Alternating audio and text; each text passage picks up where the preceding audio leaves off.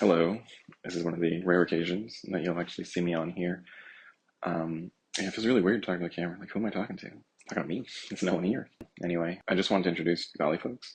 It's been a personal project that I've been working on for 2 years now. I have the first season written, which is about 12 episodes. All the characters have been casted and recorded, and so is the music.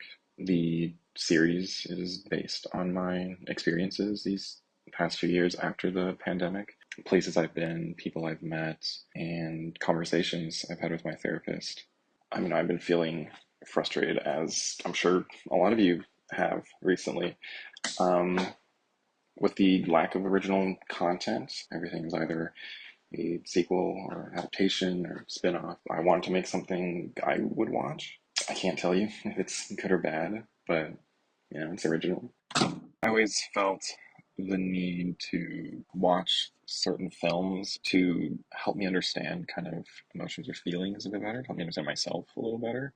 For Valley folks, I wanted to speak to my inner child. I've been in therapy for 7 years, and it's what I'm the most proud of. Not that I'm trying to say that I have the answers to anything, or that I think watching this show will fix anyone. I absolutely don't think that, because I don't think it's about trying to find answers. It's mainly to observe, and these stories and scenarios with these characters are just observations I've made of myself. So it's to maybe reflect on ourselves, maybe reflect on others. Maybe you've met somebody like bear or koala or hedgehog. And the goal of the show is that we'll never know what happened to these characters and why they are the way that they are. I know, of course, because I wrote them. All of us have a different story and a different past, but sometimes the way that we take things out or the way that we express things is kind of similar. So, in our day to day, we'll never get the full story of people, and that doesn't mean that we can't be understanding. It's easy for us to kind of cling to our feelings, be upset when we feel invalidated by someone, but to know that feelings aren't valid or invalid, they're not right or wrong, they kind of just are. And we do have the right to feel however we want to feel for whatever reason. What's more important is what you decide to do with those feelings, how you decide to express them, how we treat people around us because of it.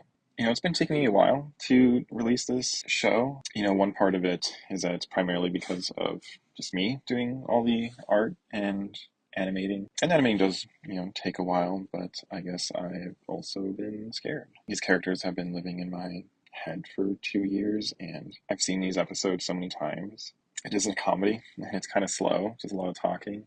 And I always wonder if people might find this boring, and I also can't really release them on a consistent schedule. So then I also worry that if I do not release these regularly, then, people will lose interest.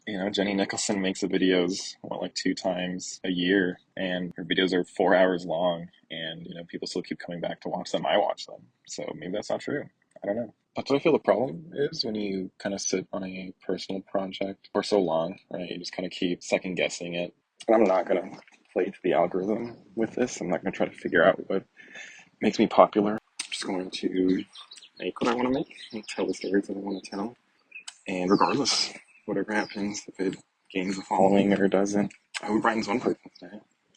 Wherever you are in the world, I hope it finds you.